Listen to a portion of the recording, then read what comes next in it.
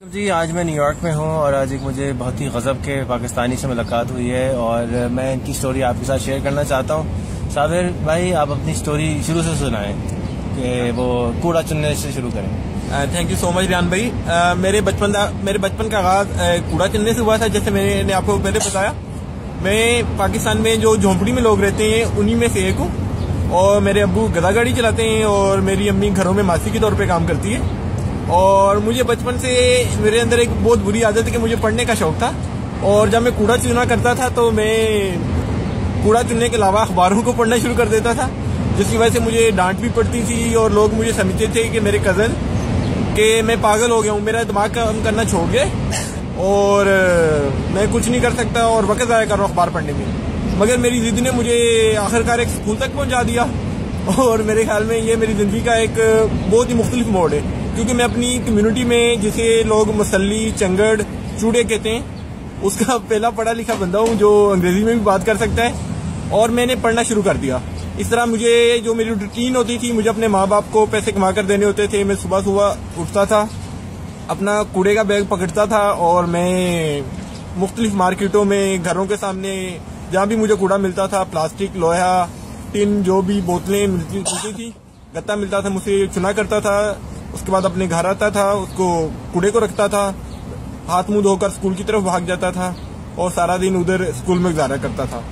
School पे भी मुझे बहुत से मुख्तलिफ तस्सुबात का सामना करना पड़ता था। जैसे मेरे टीचर समझते थे कि मैं मसलियां दा मुंडा थे, मेरा दिमाग काम नहीं कर सकता, दे कंसिडर्ड मी डम। और मेरे ख्याल में मेरे लिए ये एक बहुत बड़ी वो थी कि I have to prove myself, और मैं उसके लिए ज्यादा दिल लगी से पढ़ता था। और मेरी एक आदत थी कि मैं रीडिंग करता था और जिससे मुझे बाकी स्कूल वाले बच्चों की निस्बत मुझे एक एज आता था कि मैं पढ़ सकता था। इसी तरह मैंने अपनी 5वीं जमात और 6वीं जमात से फीलिंग वेरी इमोशनल रिहान। इसी तरह मैंने 5वीं और 6वीं जमात में अपनी अंग्रेजी पढ़ना शुरू किया और मेरे लिए अंग्रेजी सीखना एक बहुत ही मुख्तलिफ तजर्बा था। जैसा कि अंग्रेजी में बड़े हरूफ होते हैं, कैपिटल लेटर्स होते हैं और स्मॉल लेटर्स होते हैं, और मुझे बिल्कुल ये सेंस नहीं होती थी कि अगर हमारे पास बड़े हरूफ है तो मैं स्मॉल लेटर्स को यूज करने की क्या जरूरत है। इसने मेरा बहुत अच्छा खासा वक्त लिया।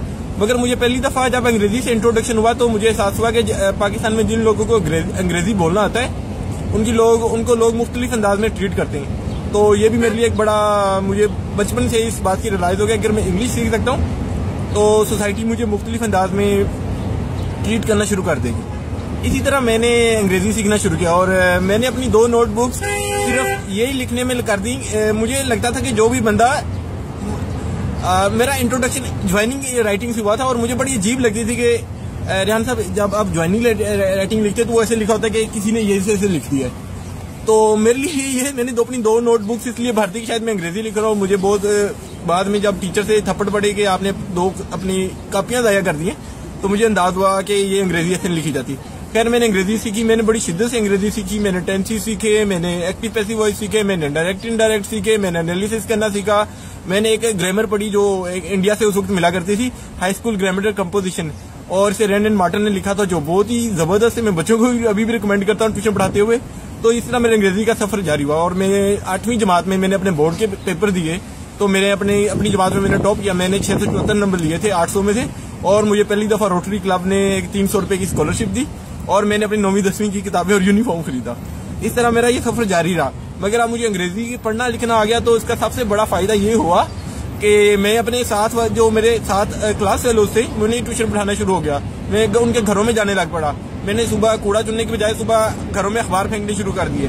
जहाँ मेरी अम्मी काम करती थी मैंने वहाँ जाकर गाड़ियाँ साफ करना शुरू कर दी। अब मैं पानी बेचने के अलावा गाड़ियाँ साफ करने का शुरू हो गया। यानी जैसे जैसे मेरी ये तलीम मिलती गई, माशरे का रवैया भी बदलता गया। मगर मेरे अंदर एक वो जो तड़प थी ना कि मुझे पढ़ना है, वो मेरे अंदर और ही मुझे प्रेशराइज कर रही थी कि मुझे और पढ़ना है। मैंने साथ साथ ना सिर्फ अपनी स्कूल की किताबों के अलावा मैंने रशियन लिटरेचर पढ़ना शुरू कर दिया। मैंने जो भी मुझे मिलता था वो पढ़ना शुरू कर दिया। मैं इसमें एक बचपन का वाकया कोट करना चाहता हूँ कि जब मेरे 7वीं जमात में पढ़ता था तो मुझे अभी तक याद है कि मेरी अम्मी घरों अपने सर पे एक बहुत बड़ी किताबों का दत्ता लिए हुए आई, क्योंकि पाकिस्तान में जो लोग बीकन हाउस में या लाहौर ग्रामर स्कूल में पढ़ते हैं उनकी किताबें बिल्कुल मुख्तलिफ थी। तो मुझे वो बड़ी, आज भी वो मेरी जिंदगी का बेहतरीन लम्हा है कि मैंने देखा मेरी अम्मी ने गठड़ी किताबों के नीचे रखी और मैंने उसमें देखा तो उसमें से एक नॉवल था जिसे मैं भी रेहान साहब को बता रहा था कि मेरे लिए वो दुनिया का मुकद्दस तरीन किताब है। उस नॉवल का नाम मैं चाहूंगा कि हर बंदा वो नॉवल पढ़े जो जिंदगी में कोई सीखना चाहता है। उस नॉवल का नाम है ग्रेट एक्सपेक्टेशन और उसे बहुत मशहूर बरतानवी नॉवलिस्ट चार्ल्स डिकन ने लिखा है। और मेरे पास उस नॉवल का जो कैरेक्टर पिप है, मेरे लिए शायद वो किरदार पिप था कि पूरी दुनिया में जिसके साथ मैं रिलेट कर सकता था, जो मेरी तरह हालात में रह रहा था और अचानक उसे कोई बेनिफैक्टर मिल गया और वो उसकी लाइफ बदल गई।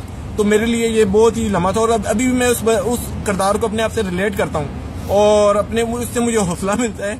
और पता नहीं मुझे क्यों फील होता है कि अगर मैंने वो नॉवल ना पढ़ा होता तो मेरी जिंदगी बिल्कुल मुख्तलिफ होती। शायद मैं इस तरह ख्वाब ना देख पाता या इस तरह मैं बुलंद सोच का हामिल ना हो पाता। खैर, इस तरह मैंने अपना मैट्रिक किया, मैंने अकाउंटेंसी का डिप्लोमा किया, मैंने मुख्तलिफ जॉब करना शुरू कर दी, मैंने सोशल एक्टिविज्म में हिस्सा लेना शुरू कर दिया। मैंने यानी मेरे पढ़ने से अब बिल्कुल मेरा प्रोफाइल ही बदल गया, आप इसे कह सकते हैं। मैंने लिखना शुरू कर दिया, मैं ज्यादा शिद्दत से लोगों से मिलना शुरू हो गया। मेरे अंदर जो हसासे कमतरी था कि मैं चूड़ा हूँ, मैं चंगड़ हूँ, मैं वो अदब ने या लिटरेचर ने वो बदल के रख दिया। और मैं can I take a breath? Okay. इसी तरह मैंने मुख्तलिफ प्रोग्राम में अप्लाई करना शुरू कर दिया। मैं लाहौर कौंसलेट में एक खतून है जिनका मैं बहुत ही सदके दिल से शुक्रगुजार हूँ। उनका नाम कैथरीन किसर था। वो मुझे एक सोशल गैदरिंग पे मिली तो she was truly impressed with my story and उसे यकीन नहीं हो रहा था कि पाकिस्तान में ऐसे लोग भी होते हैं या इस कम्युनिटी से भी लोग पढ़ लिख सकते हैं। तो उन्होंने मुझे एक फेलोशिप की प्रोग्राम का अप्लाई करने को कहा। तो मेरे लिए ये एक बहुत ही बड़ा था क्योंकि मैं आई वाज सो कंफ्यूज कि मुझे अंदाजा नहीं था कि मैं इसके लिए सिलेक्ट हो सकता हूँ या नहीं हो सकता हूँ। खैर, आखिरी रोज मैंने उसके लिए अप्लाई किया। मैंने उनसे रिक्वेस्ट की कि मेरा कोई लेटर ऑफ रिकमेंडेशन लिख दें क्योंकि मेरा और कोई जानने वाला तो है नहीं जो मेरा लेटर ऑफ रिकमेंडेशन लिख सकता हो। तो उन्होंने मेरा लेटर ऑफ रिकमेंडेशन लिखा। किस्सा मुख्तसर कि मैं उस प्रोग्राम के लिए सिलेक्ट हो गया। नवंबर 2012 में मैं अमेरिका में आया और उस वक्त प्रोग्राम का क्या नाम था? मैं उसका नाम नहीं लूंगा। नवंबर 2012 में मैं अमेरिका में पहली दफा आया और ये फेलोशिप थी अटलांटिक काउंसिल में इमर्जिंग लीडरशिप प्रोग्राम था जिसमें 15 लोगों को पूरे पाकिस्तान में से चुना गया और लकीली मैं भी उसमें सिलेक्ट हो गया। और जब यहाँ आया तो जब प्रेसिडेंट ओबामा के इलेक्शन हो रहे थे, हम मुख्तलिफ जगहों पे गए। वहाँ पे हम लोगों ने हम मुख्तलिफ जगहों पर इलेक्शन ऑब्जर्वेशन करने के लिए गए। तो मेरे लिए एक बहुत ही मुख्तलिफ तजर्बा था। जैसा कि मुझे पहली दफा अंदाजा हुआ कि जमहूरियत के इस मुल्क को क्या फायदे हैं, लोग कितने रिस्पॉन्सिबल हैं, हर आदमी वोट करने जा रहा है और एक सिस्टम में सॉरी रिपीट नहीं, मुझे मेरा अपॉइंटमेंट हो जाएगा तो we need to conclude. Okay. तो मैं इस तरह मेरा ये पहला अमेरिका की मेरी विजिट थी।